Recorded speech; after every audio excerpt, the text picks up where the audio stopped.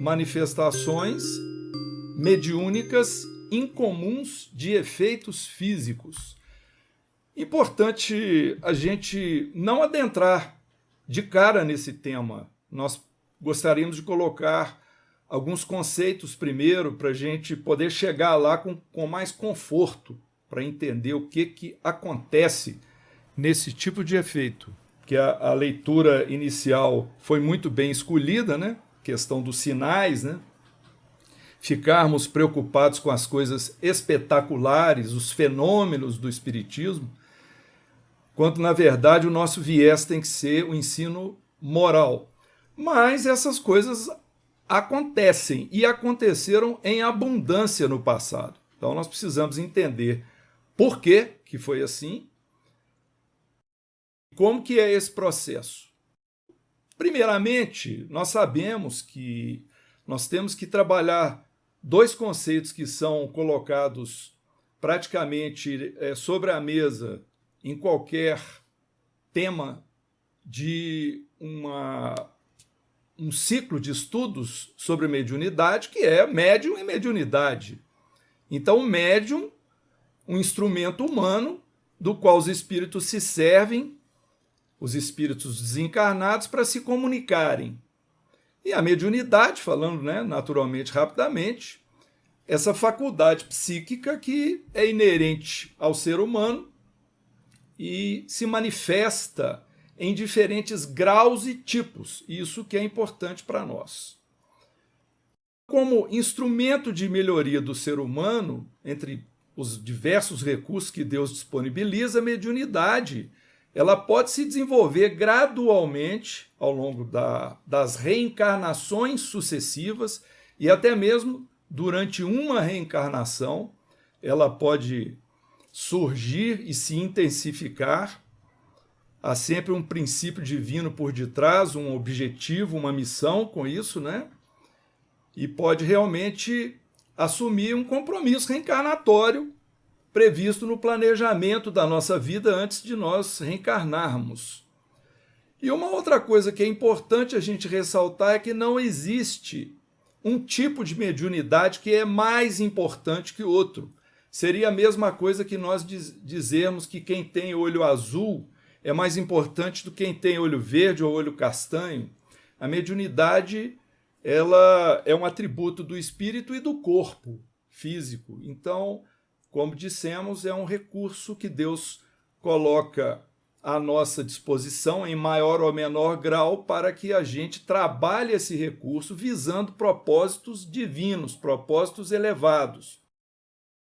Segundo a nossa doutrina espírita, a mediunidade ela é classificada de acordo com a natureza dos efeitos. Então tem duas classificações maiores, seriam os efeitos físicos, que é o que nós vamos falar hoje, e os efeitos inteligentes ou efeitos intelectuais. O que seriam, então, esses efeitos inteligentes, né? Vamos falar um pouco disso antes de entrar no efeito físico. O efeito inteligente nós poderíamos associar àquelas situações que vão exigir maior elaboração mental por parte do médium, que vai agir como intérprete das ideias transmitidas pelos espíritos. Então, o efeito inteligente vai exigir realmente a antena, né? A captação do médium, da comunicação, ou da vidência, ou da audiência, qualquer outro tipo de percepção exclusivamente para o médium seria o efeito inteligente. Por isso nós temos médiuns intuitivos, audientes, psicofônicos, psicógrafos, videntes, sonambúlicos. Isso tudo se enquadra nas manifestações inteligentes. E as manifestações inteligentes incomuns seriam, por exemplo, as artísticas, música, pintura, né, psicopictografia, poesia, a xenoglossia, falar várias línguas, falar línguas que o médium não conhece normalmente, e a psicometria, aquela sensibilidade ao tocar um objeto de recordações do passado a quem o objeto pertenceu. Hoje nós vamos, então, abordar as manifestações de efeitos físicos. Então, a manifestação de efeito físico patente é aquela em que o observador não necessariamente precisa ser médium ou ter uma mediunidade ostensiva. Qualquer pessoa pode observar ou vai observar o fenômeno físico. Ele não é restrito ao médium, digamos assim. Então, as manifestações físicas mais simples seriam ruídos, seriam, por exemplo, pancadas em móveis ou pancadas ecoadas no ar, surgimento ou deslocamento e desaparecimento de objetos, a escrita direta em papel. Que seria a escrita direta? É a tinta materializar e o espírito escrever lá, usar aquele material e tingir o papel. E também a materialização de espíritos e de objetos. Então, de uma maneira geral, essas seriam as manifestações mediúnicas de efeitos físicos, né, as mais comuns. Nós temos certeza de que qualquer que seja a modalidade da manifestação de efeito físico, elas estariam caindo ou já caíram há muito tempo em desuso, são muito incomuns. Reuniões onde ocorrem manifestações de efeitos físicos. Antes eram em alto grau assim de abundância de percepção luminosa e auditiva, depois foram aos poucos se transformando em semiluminosas e basicamente auditivas. Nós não sabemos dizer como que isso ocorre pelo Brasil afora na atualidade, claro, extraindo a questão da pandemia que não está deixando que as casas espíritas realizem essas atividades com a rotina anterior. Mas supondo aquela última rotina antes da nosso isolamento social, acreditamos que seria muito, muito raro a ocorrência desse tipo de reunião pelo nosso país afora, aí, talvez no mundo, né? Não sabemos como que isso está acontecendo. Por exemplo, no campo das pancadas, do ruído, o Kardec estudou 2 tipos de linguagem, a tipologia, ou seja, quando através da pancada você fazia uma resposta sim ou não, né? 1 para sim, 2 para não, é a linguagem das pancadas, e a sematologia, a linguagem dos sinais. Então, tudo isso nós podemos colocar como sendo coisas antigas, né? Que caíram no desuso. Temos ainda dentro das manifestações de efeito físico, como dissemos, a escrita direta, né? O espírito escreve diretamente, a voz direta, quando a voz do espírito se manifesta no ambiente diretamente, sem interferência do médium do seu corpo físico, e a materialização de espíritos e transporte de objetos. Isso nós vamos falar bastante daqui um pouco, não é? É interessante que essa materialização de espíritos ela foi muito observada por cientistas do passado. E, inclusive, um deles que ficou muito famoso é o William Crookes, né, o britânico, que ele sistematizou esses fenômenos, sobretudo analisando as materializações do espírito Kate King, ocorridas pela mediunidade da médium Florence Cook. Nos contou o Gilson Freire, né? Nos recordamos, doutor Gilson Freire, entrevista que ele fez ao nosso site Espiritismo BH, que numa das materializações da Kate King, a primeira coisa que o William Crookes fez foi pegar no pulso do espírito e sentir o batimento cardíaco. Então a gente vê que a intenção do cientista, às vezes, é muito mais adiante da nossa mera curiosidade, né? Muito interessante isso. Então, essa mediunidade de efeitos físicos, elas vão afetar os nossos sentidos, vão trazer para nós a visão de objetos se movimentando, de ruídos ocorrendo, de luzes acontecendo, relâmpagos, objetos materializando à nossa frente, a gente enxergando o objeto, ele sendo tangível ao nosso toque. Isso faz parte do universo das alternativas, das opções para materialização. Mas Por que é possível a ocorrência do efeito físico? Ora, porque existe o que o Kardec chamou de uma força nervosa, e que posteriormente ficou conhecida como ectoplasma, que é uma espécie de fluido vital, uma substância, um subproduto do fluido cósmico universal. Nós vamos ler um trecho aqui rapidamente do livro Nos Domínios da Mediunidade para a gente entender o que o André Luiz registrou sobre essa substância. Ele disse assim: o veículo físico, de quem ele estava observando, né? O veículo físico começou a expelir o ectoplasma, qual pasta flexível, à maneira de uma geleia viscosa ou semilíquida, expelida através de todos os poros e com mais abundância pelos orifícios naturais, particularmente da boca, das narinas e dos ouvidos, com elevada percentagem a exteriorizar-se igualmente no tórax e nas extremidades dos dedos. Olha que interessante.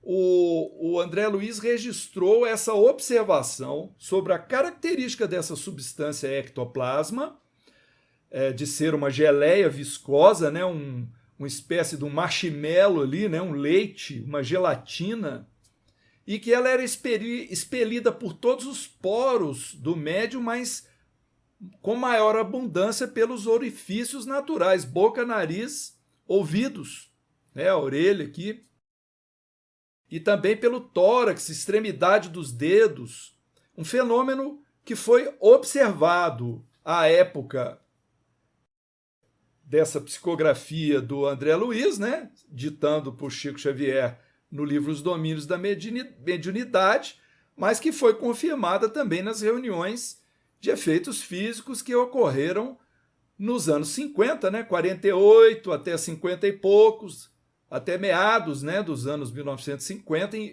na casa do Jair Soares, da irmã Ló, que é onde ficou conhecido inicialmente o grupo Fraternidade Irmã Sheila, que depois se transferiu lá para o Centro-Oriente, fundiu com o Centro-Oriente, e o Centro-Oriente acabou se tornando o Grupo Sheila, mas o Grupo Sheila começou na casa do Jair Soares. No livro Missionários da Luz, o André Luiz questiona o seu instrutor, Alexandre, o seguinte: mas esta força nervosa, o ectoplasma, é apenas propriedade de alguns privilegiados na Terra? Aí o Alexandre diz: não, todos os homens a possuem com maior ou menor intensidade. Entretanto, é preciso compreender que não nos encontramos ainda no tempo de generalizar as realizações. Você sabe que este domínio exige santificação. Olha que interessante. Então vamos lá, vamos falar desse ectoplasma, uma palavra que foi cunhada por Charles Richer, nascido em 1850 e desencarnado em 1935, conhecido como o pai da metapsíquica. Ele diz que essa bioenergia faz a alusão a uma substância leitosa, a despeito de ser produzida no interior da célula, no seu protoplasma ou citoplasma. Pode ser expelida para fora do organismo humano. Então, os médiums de materialização, dentre os demais de efeitos físicos, têm a capacidade mais abundante de produzir o ectoplasma. É uma substância fundamental a essas aparições, materializações e tangibilidade dos espíritos. Então, o ectoplasma, ele ocorre dessa forma, é uma exteriorização de uma substância que está no nosso corpo físico. Ela é abundante a partir das células nervosas do corpo físico. Então vejamos, a matéria, ela tem 3 estados conhecidos, não é isso? Sólido, líquido e gasoso. Tem a ver com a temperatura do ambiente, a temperatura em que a matéria está inserida. Quando nós elevamos a temperatura a valores extremamente altos, os átomos perdem a sua configuração tradicional, né, natural, e começam a se desprender. os elétrons começam a se desprender dos átomos e começam a trabalhar de uma forma mais desorganizada. Esse estado da matéria é conhecido como o quarto estado ou plasma. Então seria o plasma quente. O plasma quente ele é obtido a partir da elevação da temperatura da matéria. Mas acontece que existe um plasma que não é plasma quente, ele é um plasma frio. E é exatamente esse plasma que nós estamos nos referindo. É um plasma que ele é projetado do interior dos nossos neurônios, das nossas células nervosas. Como ele vai para fora, então ficou essa expressão ectoplasma, o plasma que vai para fora. E uma característica muito interessante a respeito desse ectoplasma, ou seja, ele é transferido para fora de uma capa adiposa que cobre o nervo, chamada bainha de mielina, e ele é composto de átomos de fósforo. Então isso é muito interessante porque o fósforo ele tem uma capacidade maior de liberar os seus elétrons e o fósforo é uma substância capturada no nosso corpo físico através da nossa alimentação diária. Nós capturamos o fósforo. E algumas pessoas têm essa capacidade de liberar o fósforo que está no interior das células nervosas e se transforma nessa substância conhecida como ectoplasma. Por isso, esse plasma biológico ele é muito rico nos nossos nervos sensitivos, ou seja, na inervação dos olhos, do nariz, das glândulas gustativas, são os principais canais de exteriorização desse plasma, desse ectoplasma. Então a gente já começa a partir daí a tirar algumas conclusões. Por exemplo, para que um espírito possa se materializar, para que qualquer objeto possa se materializar, precisa estar próximo ou ter no ambiente um médium de efeitos físicos. O espírito não vai conseguir se mostrar em efeito físico, não efeito inteligente, vidência mediúnica, não. Materializar para qualquer pessoa ver. Para que isso aconteça, é preciso ter no ambiente um médium, alguém liberando o ectoplasma, esse material fosfórico que está vindo do interior das células nervosas. E assim qualquer pessoa poderia perceber. E uma outra característica interessante é que esse material liberado pelo médium do seu corpo físico, ele precisa retornar para o corpo físico, ele tem que voltar, porque senão pode haver danos neuronais para o médium, pode haver prejuízo para o médium. Sempre há uma pequena perda de material. Quando o médium faz uma doação abundante e ela vai retornar, pode haver uma perda. Mas não é um fenômeno comum e ele vai exigir justamente circunstâncias, condições muito especiais do ambiente e do médium para que ele se realize. Então, através desse fenômeno de materialização, usando o ectoplasma de médiuns de efeitos físicos, os espíritos podem se tornar visíveis, podem se tornar tangíveis, porque ele se veste dessa matéria e aí as pessoas podem enxergá-lo, podem ver a sua forma perispiritual. É importante dizer que o que está sendo materializado não é o espírito, é o perispírito. O espírito, pela definição do Livro dos Espíritos, ele não tem essa forma que nós conhecemos. O Livro dos Espíritos, por falta de uma definição melhor, diz que o espírito é como se fosse uma centelha, uma fagulha, uma faísca. Então, para nós é difícil definir a forma do espírito, mas o perispírito é a forma que nós conhecemos, essa forma humana, podendo também ser a forma animalizada, ovoides, etc., mas isso já é pela impressão do psiquismo do espírito no seu material, né, do perispírito, no seu fluido perispiritual. Interessante, a principal finalidade, então, da materialização do espírito é a comprovação da sobrevivência em individualidade e imortalidade do espírito após a morte do corpo físico. É claro que quando as primeiras manifestações de materialização ocorreram de forma sistematizada, em reuniões organizadas, a maioria das pessoas estava ali por curiosidade. Poucos estavam compreendendo que a coisa se objetivava, né? Um processo de cura. Eram reuniões para cura, para alívio de sofrimento de certos pacientes.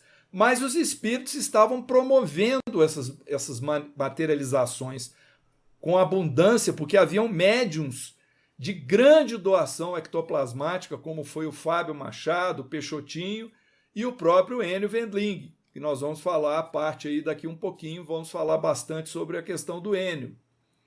Com relação a essa maneira como o espírito materializa o seu perispírito, nós registramos no livro que nós montamos a biografia do Enio, né, Enio Wendling pela Vereda Mediúnica, nós tivemos acesso às atas do Grupo Sheila, as atas lá dos anos 49, 50, 50 e poucos, e numa delas o espírito Zé Grosso explicou o processo, como que ele se materializava.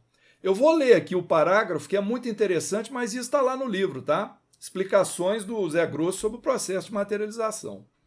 Ele diz assim: consigo materializar-me atraindo para meu perispírito o ectoplasma. E aí tudo bem, né? Este penetra-me todas as células do organismo perispiritual. Depois minhas células entram em fortíssima vibração. Essa vibração condensa o ectoplasma e o solidifica. Para cada célula do meu perispírito surge assim uma célula igual do meu novo corpo. Corpo carnal temporário emprestado pelo médium e pelos assistentes. Nas materializações, há como que um novo nascimento, embora temporário. As novas células formadas com a condensação do ectoplasma são vivificadas pelas células correspondentes do perispírito. Isso aqui é um negócio sensacional, gente. É uma declaração do Zé Grosso, tecnicamente, como é que ocorre a materialização. E nós, durante a nossa pesquisa sobre a biografia, né, da vida do Enio, do seu trabalho em diversas casas espíritas, conseguimos ter acesso, e isso está numa das publicações antigas do informativo do Grupo Ló, na verdade, e nós tivemos autorização, compartilhamos através do nosso livro. E no livro Missionários da Luz, que nós já mencionamos também, o espírito André Luiz, ele registrou coisas incríveis quando se trata das materializações luminosas, né? Ou dessas reuniões de materialização. Isso está muito direcionado no capítulo 10. É um capítulo que vale a pena ser lido na íntegra. Capítulo 10 do livro Missionários da Luz. Eu vou ler alguns trechos aqui só para nos ajudar. O instrutor do André Luiz diz assim: trata-se de serviço de elevada responsabilidade, porquanto, além de exigir todas as possibilidades do aparelho mediúnico, ou seja, do médium, há que movimentar todos os elementos de colaboração dos companheiros encarnados, as possibilidades do aparelho mediúnico e também a colaboração de atitude, de conduta dos mesmos médiuns, né? E ele diz assim: são muito raros os companheiros dispostos às condições espirituais que semelhantes trabalhos exigem. Isso nós acompanhamos isso por muitos anos na nossa própria casa, nas reuniões ditas de efeitos físicos, que no começo, quando nós adentramos essa reunião, já ocorriam as materializações semiluminosas, porque o Enio estava presente ainda às reuniões. Então nós não víamos a materialização do espírito, mas víamos materialização do aparelho, da pipeta, a luzinha se deslocando pelo ambiente. Nós vimos outros fenômenos, né, de voz direta e outros que nós vamos mencionar mais adiante como exemplo. Nós tivemos a oportunidade, nós e várias pessoas da casa, né, tiveram a oportunidade de acompanhar esse tipo de manifestação que era muito restrita. Exigia o preparo, não apenas o preparo alimentar, o preparo espiritual ao longo da semana inteira, né, regime, e também era permitido adentrar essa reunião somente pessoas que estavam altamente vinculadas às tarefas, comprometidas com a casa e com as tarefas. Porque o ambiente espiritual da reunião exige uma dedicação mental, um pensamento todo voltado para a oração e para o benefício do trabalho. Ou seja, quando entra o processo de curiosidade ou interesses pessoais da pessoa que está integrando o grupo que está dentro da reunião de efeitos físicos, isso atrapalha a formação dos fluidos, o trabalho a formação do ectoplasma, a pureza do ectoplasma o trabalho, né, movido pela espiritualidade. Então isso é tudo muito importante, né, falar a respeito do preparo do médium e do preparo do ambiente. O ambiente, ele precisava ser preparado no nosso campo de ação, era sempre feita uma limpeza, luz apagada, totalmente apagada e tal, mas há um trabalho muito intenso da espiritualidade na preparação do ambiente também. E no livro Missionários da Luz, nesse tal capítulo 10, é dito que 20 entidades estavam executando operações magnéticas de santificação do interior do recinto. Preparam o ambiente, levando a efeito a ionização da atmosfera, combinando recursos para efeitos elétricos e magnéticos. Como a gente costuma dizer, as entidades que estão a serviço da preparação desse ambiente magnético dentro da sala do efeito físico estão queimando os miasmas. Miasmas que ficam, fluidos nocivos que ficam impregnados no ambiente, emanados pelos encarnados e pelos desencarnados. Os espíritos precisam criar uma barreira magnética para não deixar adentrar no ambiente da reunião espíritos despreparados no campo espiritual, entidades, né, com interesses inferiores. Tudo isso é feito no campo espiritual visando a preparação do ambiente, e o encarnado precisa fazer a sua parte também através do regime, sem ingerir álcool, sem ingerir carne, cigarro, até a prática sexual precisa ser suspensa por alguns dias, para exatamente que as energias estejam todas em condições de, né, o corpo e o perispírito estejam em condições de fornecer o melhor de si para a reunião. E no capítulo 10 lá do Missionários da Luz ainda cita um caso interessante da médium. A médium principal que é levada para o ambiente da materialização, mas ela estava em processo de digestão.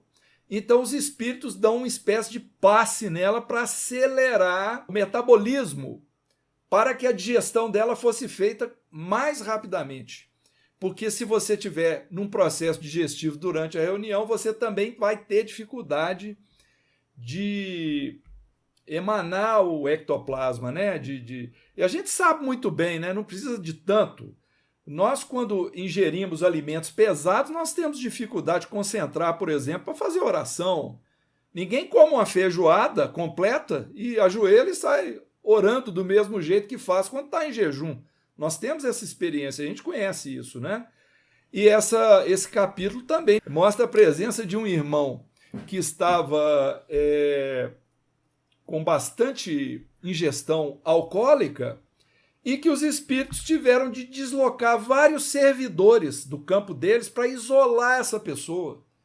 Isolar ela, ou seja, perda de energia, porque senão o álcool emanado pela respiração, pelos poros, estava afetando também os fluidos para a consecução do trabalho, né?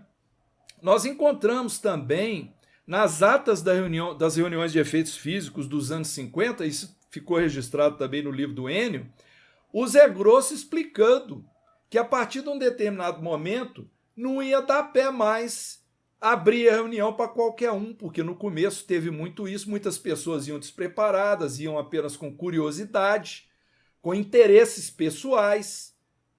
Então o Zé Grosso disse assim, olha só, hein, que a nova fase seria muito mais difícil, pois exigiria dos componentes da reunião vibração espiritual de renúncia em substituição à vibração de egoísmo que normalmente os encarnados lhes oferecem, quando os pedidos pessoais estão sempre presentes. Então, olha só, a gente ir para uma reunião dessa e ficar pedindo benefícios, ou pedindo para enxergar alguma coisa, ou para o espírito tocar ou cumprimentar a pessoa que está lá dentro, né? Então, o Zé Grosso pergunta no final, quando buscaremos o convívio dos espíritos para lhes oferecer somente as nossas vibrações de amizade e amor a Jesus? Todas essas providências são necessárias e nós gostaríamos aqui agora de falar para vocês alguns destaques que nós colocamos nessa obra sobre o Enio Wendling, porque ela está rica de citação de fenômenos, de efeitos físicos. Tem muitos fenômenos inteligentes, né? De efeitos inteligentes, mas de efeitos físicos tem desde a infância do Enio. Vou ler alguns aqui que eu listei rapidamente. A mesa que se ergue do chão, sozinha, isso com o Enio lá com 12 anos de idade. Materialização de um crucifixo caindo sobre a mesa onde ele estava. Tijolos sendo lançados na cristaleira da casa dele. Sopa girando no prato. Materialização do espírito Glacus em 1944, quando o Enio tinha 19 anos. Materialização luminosa no quarto dele. Porque ele era o médium de efeitos físicos, não é? Então deu um brilho que até os irmãos dele, que luz que é essa? Deu para o irmão que estava numa cama anexa enxergar aquele brilho. Materialização do compositor Liszt, do espírito Sheila, materialização do Allan Kardec, é citada no livro, muita gente não sabe disso, mas através dos fluidos do Enio, houve materialização do Allan Kardec na casa do Jair Soares, desmaterialização das pernas do médium Fábio Machado, transporte de médium com a cadeira, isso foi incrível, na Fazenda Eureka, que o médium foi deixado num ambiente, apagou a luz, quando acenderam ele estava num outro quarto, fechado em cima, num guarda-roupa na cadeira. O médium desmaterializou num quarto e materializou no outro. Quem quiser ler, está lá no livro do Enio. O Palminha materializado, erguendo o Edgar Soares, o menino de 12 anos, filho do Jair Soares, da irmã Ló. Imagina o espírito materializado carregando um encarnado, um menino encarnado. Escritas e desenhos diretos, balas cintilantes que as pessoas chupavam a bala, que os espíritos tocavam lá e ficavam com uma radiação assim por muito tempo. Documentos que foram assinados pelos espíritos, bicorporeidade do Enio, o Enio curando um menino paralítico e efeitos físicos no Glacus. Aí na nossa casa nós mencionamos vários acontecimentos dessa ordem. Um outro tipo de mediunidade de efeitos físicos, essa mediunidade em comum, é a mediunidade de transporte. Então nós falamos bastante de ruídos, falamos da materialização luminosa, né, luzes, falamos a respeito da materialização de espíritos e tem a materialização de objetos. Objetos que são desmaterializados em um local e materializados em outro local. E tem um caso muito interessante que está lá no museu do grupo Ló, lá da irmã Ló. O pequeno museu, né, uma cristaleirazinha assim que tem as peças que foram objeto dessas ações dos espíritos, né? É uma bolsinha toda bordada que foi transportada de uma sepultura num cemitério lá na França para dentro da sala de reunião lá de efeitos físicos, E lá no livro do Enio tem a explicação que bolsinha que é essa, por que isso foi feito. Eu não vou ficar aqui contando o livro, porque senão é o spoiler, né, que o pessoal fala. A gente tira a graça do negócio. Mas é um tipo de acontecimento. Os espíritos faziam muito isso na casa do Jair. Eles materializavam pedrinhas que estavam fora do ambiente, materializava dentro do ambiente e ficava jogando pedrinha nas pessoas, de propósito, para elas verem as possibilidades dessa mediunidade de transporte. É um fenômeno muito interessante esse, né? Eu gostaria agora de falar sobre a mediunidade curadora. A mediunidade curadora é uma mediunidade que nós conhecemos, assim, temos mais intimidade com isso, não de vermos acontecer, mas ela é mais palpável para a gente, né? O que seria mediunidade curadora? São os fluidos que são manipulados pelo médium encarnado e pelos espíritos, né? Os espíritos estão no campo espiritual, fluidos que vêm do próprio médium, fluidos que são tirados da natureza, fluidos que são tirados do perispírito de pessoas que estão no ambiente e são direcionados para uma pessoa que esteja com uma enfermidade ou para aliviar a sua dor, né, o seu sofrimento, ou para curá-la. Nós tivemos 2 casos que nós acompanhamos de mulheres que não engravidavam, que já tinham feito todas as tentativas normais da medicina, do tratamento, né, das relações com o marido, tudo que poderia ser feito, não havia a gravidez, e na reunião de efeito físico houve uma permissão para que uma determinada colega nossa engravidasse. E ela cita, inclusive, que ela sentiu a mão do espírito mexendo lá dentro dela. Um mês depois ela estava grávida, sem ter procurado fazer nenhum outro processo para engravidar, e depois de ter passado muito tempo com essa angústia, né, de não conseguir ficar grávida. E também uma outra colega nossa que trabalhou na livraria do Glacos, ela certa vez nos procurou, aí não foi em reunião de materialização, mas ela disse assim: Marcelo, eu fiz todos os tratamentos para mim ficar grávida e não consegui. Entrei aqui para a livraria, tem 2 anos que eu estou trabalhando aqui, engravidei. Engravidei. O que é isso? É a cura pelo mérito, que é muito importante. Então, cura, ela pode vir por essas ações meritórias, ela pode vir pela fé, a fé da pessoa que está injetando o fluido, o médium curador, que tem uma crença, uma fé muito grande, um poder de penetração do fluido dele no paciente, pelo mérito do paciente, pela fé da pessoa que vai receber, que também atrai o fluido, como é o caso, né? Belíssimo caso da cura de Jesus da mulher hemorroíça, né? Que Jesus nem viu quem tocou as vestes dele, a túnica dele, e diz lá a Bíblia que ele sentiu que dele saiu uma virtude, ou seja, essa mulher que tinha um fluxo de sangue, tinha uma hemorragia, tocou nas vestes de Jesus e puxou o fluido, né? O fluido do mestre, do seu perispírito, do seu corpo físico, puxou um verbo ruim, né? Mas atraiu aquele fluido para o seu corpo e cessou a sua hemorragia. Eu certa vez conheci um senhor, uma vez que eu fui participar, até foi de um programa de TV, assim, que já, coisa rápida, foi extinto esse programa, mas nos bastidores que eu participei com ele, a gente ia falar sobre espiritismo, sobre coisas espirituais mesmo, eram várias religiões. Esse senhor confessou para mim, ele falou: Marcelo, eu tenho um negócio comigo desde pequeno. Se uma pessoa falar comigo assim, eu tô com uma dor aqui no ombro, eu só passo a mão assim no ombro dela, vai embora. Eu só passo a mão no ombro, quer dizer, é o próprio médium curador. Quando o interesse dele é um interesse elevado, moral, que faz para o bem, que não é o interesse financeiro, né?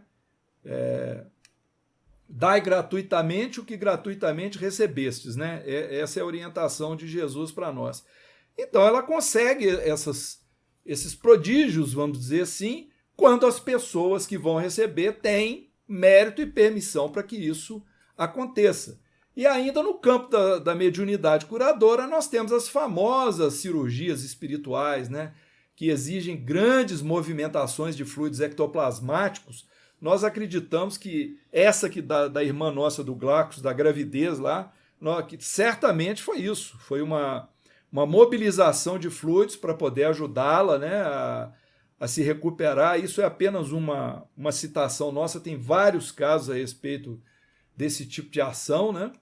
E para nós encerrarmos, né, para a coordenação aí ficar tranquila com o controle nosso do horário, o último tipo de, vamos dizer assim, de efeito físico incomum é aquela tal de transcomunicação instrumental, que a gente vê muito em filme, que é o cara que liga lá o gravador, né? Põe o gravador lá no volume alto, fica gravando o som ambiente e de repente o espírito impressiona a voz dele na gravação. Isso já foi mostrado em diversos filmes hollywoodianos, né? Aqueles filmes para impressionar a gente, tá lá, lá no fundo tá a vozinha, o espírito falando. Então diz a literatura que muitas vezes isso fica registrado em gravadores, ou pelo telefone, ou pela televisão, pelo computador, pelo fax, pelo rádio, secretária eletrônica, que tem muito tempo que eu não ouço falar disso, né? Secretária eletrônica. Através de fotografia também, chapas fotográficas são impressionáveis, né? Então acho que para a gente, vamos dizer assim, dar uma noção do que seja essa mediunidade de efeitos físicos incomuns, nós cumprimos aqui todo o processo que a gente imaginou, né? Falando a respeito do ectoplasma, a respeito dos tipos de médium, da doação ectoplasmática, como que esse processo repercute, como que ele acontece e como que é possível, então, a materialização dos espíritos.